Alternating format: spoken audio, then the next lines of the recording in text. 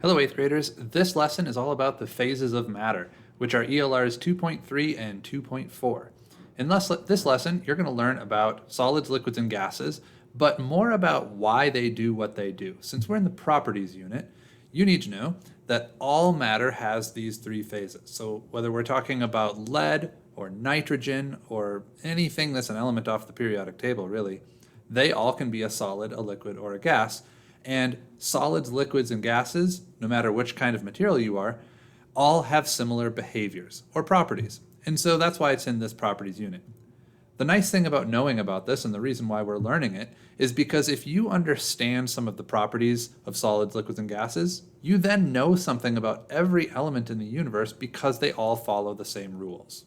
Our objectives in this unit are 1, you need to be able to describe the differences between the three phases, solid, liquid, and gas, but you need to be able to describe the differences on the molecule level, not just like one is ice, one is water, something like that.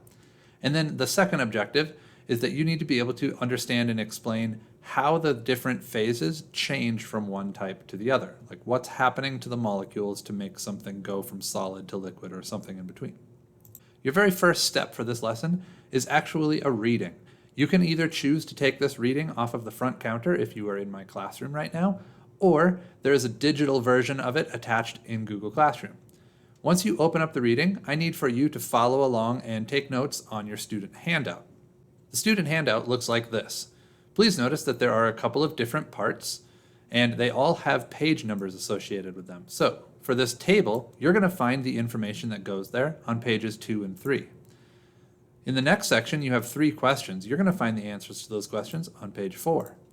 And in the last spot for this reading, you're going to find that piece of information on page 5 and page 6. For this little diagram, your job is to take these definitions or descriptions and put them in the right spot on the Venn diagram so that it is true. It is now time to pause this video, go to the reading, and come back when you are done. If you're still watching, that means that you have finished collecting your notes. I need for you to pause your video and check to make sure that we have things in agreement. If you didn't write the same thing word for word, that's okay. As long as you've got the same idea as I do, you've got the good notes. Pause the video and check those now. On the section with the Venn diagram, you also need to check to make sure that you've got the things in the right spots. Remember, if you're in my classroom right now, if any of these are in disagreement, if you put something in a spot and I have it in a different spot, that is your cue to raise your hand so that we can talk about it and that I can make sure that you are understanding. So, pause your video and check to make sure that you have the numbers in the right spots. The last question on your reading section was this one. Can an oxygen tank ever be half full? Well, I want you to imagine an oxygen tank filled with gas molecules and think about how those gas molecules behave. In the reading, you read that gas molecules are always going to spread out to fill the container that they're in. So let's say that you took your oxygen tank and you opened the valve and you let half of the oxygen come out and then you quickly closed it. Well, you have half of the molecules that used to be in there, but they're not just going to stay down at the bottom. Gas molecules always fill the container that they're in. So they're going to spread out and take up all the space. So you could never have an oxygen tank that was half full. Now let's check your understanding. There's not a place where you need to write this on your paper, but I do want you to pause the video and think through before you move on as I ask these questions. Your options for my questions, the way that you can answer them, are these 5 choices over on the left of the screen. So here's the first question. Which phase has the fastest moving molecules? Pause the video and think it through. The fastest moving molecules are the gas molecules. They're the ones with the most energy, so they're zipping around the most. Next question. In which phase are molecules not moving? Pause the video and think about that one. There are no phases where molecules aren't moving. Even though solids are locked in place and they're all next to each other, usually in little rows, they're still shaking, and that's a type of moving. So all materials, solid, liquid, or gas, are all moving. Next one. Which one will not change its volume, that's how much space it takes up, or its shape when you add it to a new container? Pause the video and think about that one. The right answer here is solids. If you take an object that is a solid and you put it into a new container, it's not going to change how much space it takes up. It's also not going to change its shape. That's the only one that is the right answer. Next one, which phase has no set shape or volume?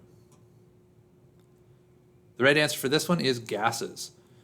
Liquids don't have a set shape. If you took a liquid and poured it into another container, a liquid is always going to take the shape of its container, but it's always going to keep the same volume.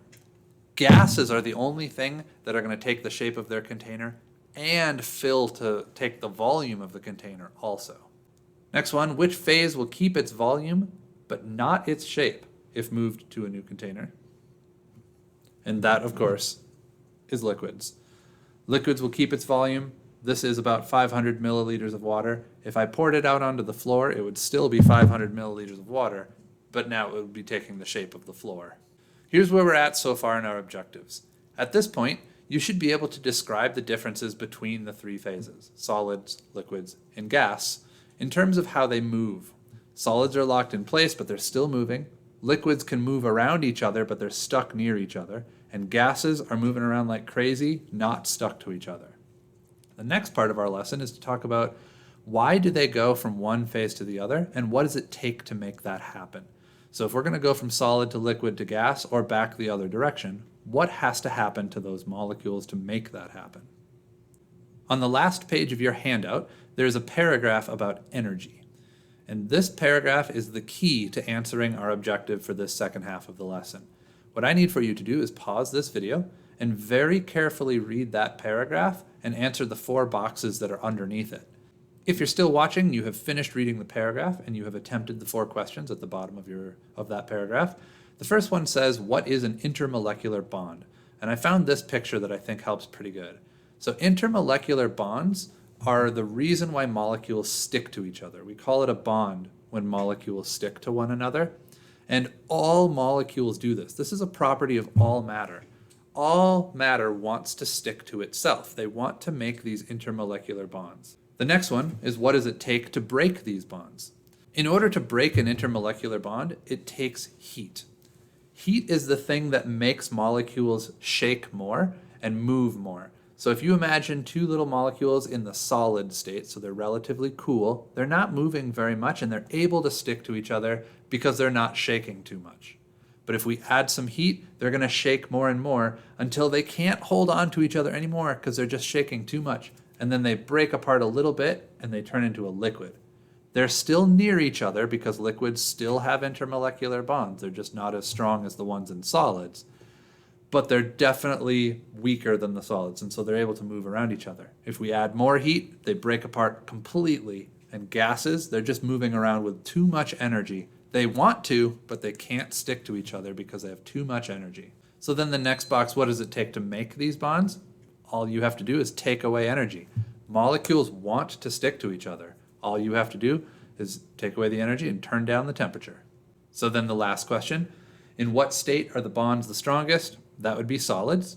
And the weakest, that would be gases. And that's because solids have the least heat energy and gases have the most. I want you to be able to see a simulation of these molecules going from solids to liquids and gases and imagine those intermolecular bonds in between. And I found an interactive that does a pretty good job of this. So I need you in just a moment to pause this video and you're going to go and open the States of Matter interactive. It's linked in Google Classroom. When you get there, it looks like this. You'll have 2 choices. I want you to click on the button that says States. Once you open it up, you'll get a little container that has some molecules. Notice this one is a solid because they're all packed together, but they're still vibrating. They still have a little bit of motion. Your job is to play around with this interactive by adding heat or cooling it off and watching the molecules and see what they do in order to answer the questions at the bottom of your paper. Please pause this video and try that now. If you're still watching, you have finished the interactive and you have filled out the 6 boxes at the bottom. Your assignment that you're going to turn in for this lesson is going to be an analogy picture. You're going to have to draw a picture that represents the 3 different phases, but something that's in real life. Let me show you an example of what this might look like. So if you've ever been to a concert, well, especially a rock concert or something like that, where there's a lot of people moving around, you might notice that the people at a concert sort of behave like the molecules in solids, liquids, and gases. The people that are mushed up at the front of the stage are all packed together, but they're still moving around a little bit. They're like a solid. The people that are moving around the concert, talking to their friends, maybe going to the bathroom, but still moving through the crowd, they're still close together. Those people are like the liquids. And the people who are in the mosh pit flailing around and dancing, those ones are like the gases. Think about what it takes to move somebody from a solid to a liquid to a gas. If you had a person that had so much energy that they just couldn't contain themselves, that's like a gas. They're flailing around and they're bumping into each other, but they're not sticking together. If there's a lot more mellow of a person with less energy, they're going to be closer packed together because they're not bumping into each other and pushing everyone apart. The last page of your notes has this empty diagram on it.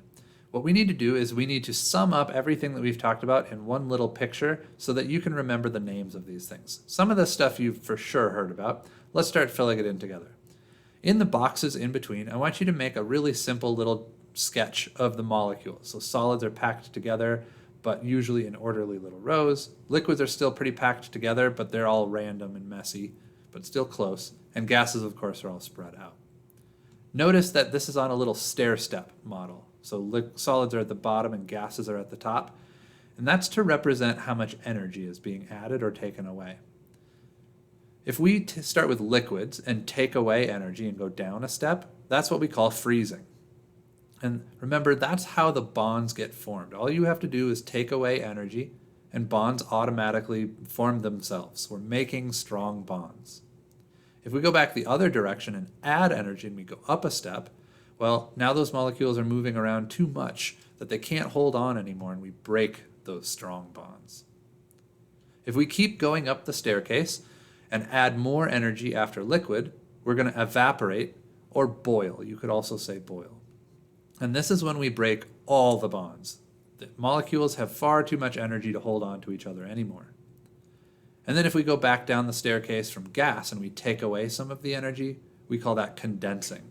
And that's where they make those weak bonds again. They're not very strong, they're not as strong as in solids, but they're still bonds, and that's why the liquids molecules stick together.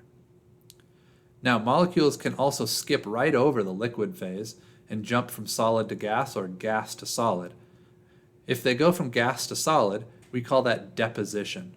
And that's where they go straight from zipping around like crazy to making strong bonds. You might notice this in your freezer if you ever see frost. So that's when little gas molecules of water vapor get trapped in your freezer and they crash into your ice cream or whatever, and they turn right away into a solid, into those little ice crystals. The other direction, down here, if you go from a solid to a gas, we call that sublimation. And that's where solids go straight to a gas, they skip over liquid. You might have seen this if you ever put dry ice into water and you see all that foaming and the gases that are coming out. That would be an example of sublimation. The last thing to add to your diagram is please make sure to note that up here at the top of the staircase where gas is, that's where energy is the highest. And down here at the bottom, that's where molecules have the least amount of energy. And that's why they stick together or don't stick together in each of the phases. It's all about the energy. The last thing to do for this lesson is to make your analogy drawing. Your job is to make a sketch of something that represents different phases and how they change. You saw one of these examples in the movie theater picture in your reading, and I also showed you my concert analogy. What you have to do is you have to think of some other example, and people is usually a good way to think about this. Think about when people behave like the three phases. You have to think of one situation, like a movie theater, where you see all three, or one situation like a concert, where you can see all three. Your job is to figure out one, and then draw a picture of it, and explain each of the three. You have to have at least a sentence for each of those phases on your drawing to show me how that thing is showing a solid, or how they're showing a liquid, or how they're showing a gas.